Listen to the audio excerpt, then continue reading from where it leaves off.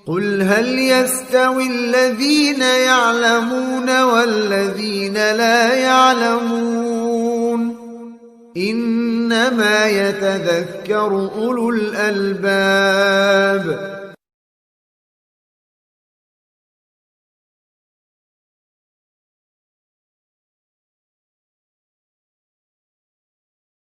Mari kita perhatikan beberapa ayat yang dibawakan oleh beliau di sini dan hadis atau riwayat berkaitan dengan termasuk diantara keimanan kepada Allah adalah bersabar terhadap takdir-takdir Allah Ta'ala. Yang pertama firman Allah Ta'ala, wa may yu'min billah yahdi qalbah. Barang siapa yang dia beriman kepada Allah Ta'ala, maka Allah akan tunjuki hatinya. Wa may yu'min billah yahdi qalbah. Barang siapa yang dia beriman kepada Allah, maka Allah akan tunjuki hatinya. Ayat ini dalam surat At-Taghabun ayat 11 berkaitan dengan musibah. Ma asaba min musibatin illa biidznillah. Barang siapa tidak ada musibah yang menimpa kecuali dengan izin Allah Ta'ala. Wa may yu'min billah yahdi qalbah. Barang siapa yang beriman kepada Allah, maka Allah akan ini tunjuki hatinya. Kata Al-Qamah, huwa ar-rajul tusibuhu al-musibah faya'lamu anna min indillah fayarda wa yusallim. Dia ini adalah orang yang terkena musibah. Kemudian dia tahu bahwa musibah yang menimpa dia datangnya dari Allah, maka dia pun ridha, dia pun pasrah kepada Allah Ta'ala.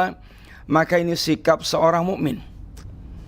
Ini adalah sikap seorang mukmin, di mana dia bisa ridha dengan ketentuan Allah, pasrah kepada Allah Ta'ala, sehingga itu akan membuat hatinya pun memiliki sikap yang benar dalam sikapi ini takdir Allah Subhanahu wa Ta'ala. Sehingga ayat ini juga memberikan faedah kepada kita tentang keutamaan sabar. Sabar terhadap takdir Allah Ta'ala yang menyakitkan. Dan ayat ini, amalan itu termasuk diantara iman, karena wa may yu'min billah, barang siapa yang dia bersabar dengan ketentuan takdir Allah, Allah namai dengan iman. Kesabaran dia dalam mensikapi musibah yang datang adalah iman. Sehingga iman itu mencakup ini amalan-amalan. Amalan-amalan itu termasuk diantara iman, sehingga semakin sempurna imannya, semakin sempurna amalnya, dan semakin sempurna amalnya menunjukkan semakin sempurna iman dia. Dan kesabaran itu menjadi sebab hati mendapatkan hidayah, bimbingan, petunjuk yang benar dari Allah Ta'ala. Dan hidayah termasuk diantara pahala kesabaran. Orang mereka semakin bersabar, semakin sempurna hidayahnya. Dan semakin tidak bersabar, semakin berkurang kadar hidayah yang akan dia terima. Yang kedua, yakni hadis yang dibawakan dalam Sahih Muslim dari sahabat Abu Hurairah radhiyallahu anhu, bahwa Rasulullah SAW bersabda, isnatani finnas huma bihim kufrun at-ta'nu fi nasab wan niyaha 'alal mayyit. Ada dua perkara yang beredar terjadi di tengah-tengah manusia, yang keduanya merupakan kekufuran. At-ta'nu fi nasab, mencela nasab, wan niyahatu 'alal mayyit, dan niyahah itu meratapi mayit. Dua hal ini merupakan perkara kekafiran. Kufur yaitu kufur kecil, ini jahiliyah. Dikatakan ungkapannya dengan ungkapan kufur, tetapi maksudnya kufur kecil. Ada kufur akbar, ada kufur asghar. Kalau kufur akbar itu mengeluarkan dari Islam dan menjadikan pelakunya khalidan finnar. Kufur kecil belum mengeluarkan dari Islam dan bisa diampunkan Allah Ta'ala, termasuk dosa besar. Walaupun dikatakan kufur kecil tapi dosa besar. Sehingga kekufuran itu harus difahami. Ada kufur akbar, ada kufur asghar. Tidak faham tentang masalah ini bisa mengkafirkan orang mereka melakukan perbuatan kufur asghar, dihukumi kafir, keluar dari Islam. Ini adalah perkara jahiliyah. At-ta'nu fi nasab, mencela nasab, dan niyaha, meratapi mayit. Ini adalah amalan jahiliyah, dosa besar, tapi belum mengeluarkan dari Islam. Maka dikatakan dengan istilah kufur, tapi kufur maksudnya kufur kecil. Kufur ini asghar, kufur yang belum mengeluarkan dari Islam.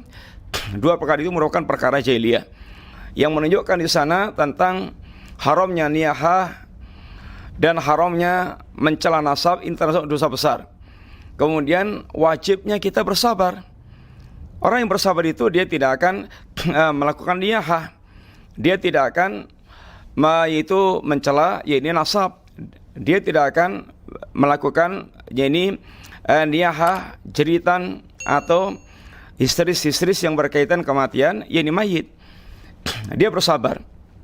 Orang bersabar tidak akan niyahah dan tidak akan mencela yaitu nasab. Dan kekafiran itu ada kekafiran yang besar, ada kekafiran yang kecil, yang disebut yang di sini kekafiran yang kecil, kekafiran yang kecil. Dikatakan kekafiran kecil karena tidak mengeluarkan dari Islam atau perbuatannya belum mengeluarkan dari Islam. Dan dikatakan kufur kecil bukan berarti remeh perkaranya, tapi maksudnya adalah kabair, termasuk dosa besar. Walaupun dikatakan yang istilah kufur yang kecil. Kemudian juga hadis dari Ibnu Mas'ud radhiyallahu anhu. Hadis Bukhari Muslim juga dari Ibnu Mas'ud radhiyallahu anhu. Hadis yang marfu terangkat kepada Nabi sallallahu alaihi wasallam bersabda, "Laisa minna man darabal judub wa syaqqal juyub wa da'a bid'awal jahiliyah." Bukan termasuk golonganku orang yang mereka menepuk-nepuk atau memukul-mukul pipi dan merobek-robek yakni baju dan menyuruh dengan suruhan jahiliyah. Ini semuanya termasuk perbuatan jahiliyah, bukan termasuk sunnah yang diajarkan Rasulullah SAW. Sehingga dikatakan laisa minna. Laisa minna di sini bukan berarti dia bukan umat Islam, tetapi dia ini perbuatannya bukan perbuatan yang disunahkan oleh Nabi, pelakunya pelaku jahiliyah walaupun belum mengeluarkan dari Islam. Sehingga ada jahiliyah yang sudah mengeluarkan dari Islam, ada jahiliyah yang belum mengeluarkan dari Islam. Salah di dalam memahami perkara seperti ini akan bisa menjadikan dia takfiri, suka mengkafirkan yakni orang. Karena ada perbuatan jahiliyah, perbuatan kufur yang dinamai dengan kufur tapi belum mengeluarkan dari Islam. Ada perbuatan yang dikatakan kufur, jahiliyah dan sudah mengeluarkan dari Islam. Mesti bisa membedakan perbuatan tersebut. Menampar-nampar pipi ketika mendapatkan musibah, menyupek baju, atau dia menyuruh dengan suran-suran jahiliyah, ini termasuk semuanya perbuatan jahiliyah. Perbuatan yang tidak diajarkan dalam Islam, bahkan diberantas oleh Nabi SAW. Yang Nabi ajarkan adalah kesabaran. Boleh mata meneteskan air mata, boleh hati bersedih, tapi enggak boleh dia sampai kemudian histeris, kemudian niyahah, kemudian dia merobek baju, menampar pipi karena ketidaksabaran dia dalam menerima musibah. Ini semuanya termasuk, ini adalah semuanya perbuatan yang menyelisih sunnah Nabi sehingga laisa minna, bukan termasuk di antara sunnah Nabi, bukan termasuk di antara golongan yaitu orang-orang yang lurus yang menjadi pengikut Rasulullah SAW. Kalau sampai dia melakukan perbuatan-perbuatan ini tersebut, sehingga riwayat ini pula menjelaskan bagi kita tentang haramnya marah dengan takdir Allah Ta'ala, sehingga dia ungkapkan dengan perbuatannya atau dengan ucapannya. Wajibnya bersabar ketika dia mendapatkan musibah, sehingga tidak akan melampiaskan dengan amal-amal ketidaksabarannya. Dan wajibnya kita untuk menyelisih perilaku jahiliyah, karena kita telah diberikan Islam dan Islam telah ini memberikan yang terbaik untuk kita semuanya dalam segala macam perilaku di tengah-tengah kehidupan ini. Wa an Anas radhiyallahu anhu anna Rasulullah SAW qala, dari sahabat Anas radhiyallahu anhu bahwa Nabi bersabda, inna idhamal jaza ma'idhamil bala. Sesungguhnya besarnya balasan itu bersama dengan besarnya bala. Semakin cobaan itu kuat, keras menimpa dia, dan semakin dia bersabar, maka semakin besar pahalanya. Semakin dia ini menahan penderitaan yang besar, maka pahalanya pun semakin besar. Wa inna Allah Ta'ala idha ahabba qawman ibtalahum. Sesungguhnya Allah Ta'ala ketika mencintai satu kaum, maka Allah justru menguji kaum tersebut. Faman radhiyallahu faridha. Barang siapa yang dia ridha dengan ketentuan Allah, ujian Allah, maka keridhaan, dia mendapatkan keridhaan dari Allah Ta'ala. Wa man sakhita falau sahat. Barang siapa yang dia murka dengan ketentuan Allah Ta'ala, maka dia pun akan mendapatkan murka dari Allah Subhanahu wa Ta'ala. Ini adalah apa yang diajarkan Nabi SAW, bahwa kesabaran terhadap bala ini termasuk diantara ciri orang yang mereka mentauhidkan Allah Ta'ala, orang yang mereka bisa bersabar dengan bala yang ada, dan pahala Allah akan Allah berikan sesuai dengan beratnya ujian yang dia terima. Dan ujian itu justru merupakan tanda kecintaan Allah Ta'ala. Apakah dia betul-betul mukmin yang loyal kepada Allah Ta'ala, dia tidak marah dengan ketentuan Allah Ta'ala, ataukah dia orang yang justru mereka ini orang yang kemudian hancur agamanya karena ujian tersebut. Orang yang mereka dicintai Allah justru akan Allah berikan ujian, karena dengan ujian itu akan semakin sempurna, yakni kedudukan, ketinggian derajatnya di sisi Allah Ta'ala. Maka ada di antara nabi-nabi yang diuji oleh Allah Ta'ala dengan kesulitan-kesulitan atau penyakit seperti Ayub. Nabiullah Ayub dalam puluhan tahun, 18-an tahun diuji Allah dengan penyakit yang membuat manusia semuanya lari kecuali istrinya. Merawat Nabiullah Ayub, ini adalah perkara yang sangat berat dalam kehidupan, sampai bertahun-tahun, puluhan tahun, 18-an tahun. Tetapi Ayub hamba Allah yang sabar, yaitu menerima apa yang ditetapkan Allah baginya, dan kemudian ini Nabi Ayub mendapatkan jalan keluar, mendapatkan akhir kehidupan yang Allah kembalikan segala-galanya, menunjukkan tentang bagaimana balasan Allah kepada orang yang bersabar, baik masih hidup atau setelah wafatnya. Kemudian di antara hadis Nabi yang beliau bawakan adalah, idza aradallahu bi 'abdil khaira ajjala lahul 'uqubah fid dunya, wa idza aradallahu bi 'abdil syarra amsakanhu bi dzambi hatta yuwafiya bihi yaumal qiyamah. Apabila Allah hendak menguji seorang hamba, apabila Allah SWT menghendaki kebaikan bagi hambanya, Allah justru akan segerakan uqubah, Allah segerakan hukumannya di dunia sekarang ini.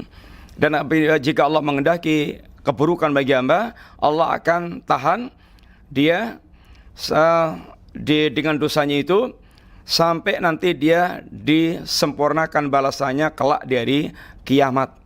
Dan pembalasan Allah dari kiamat jauh lebih dahsyat, lebih ngeri, dan lebih ini luar biasa. Kalau orang yang Allah cintai, dosanya akan Allah balas di dunia.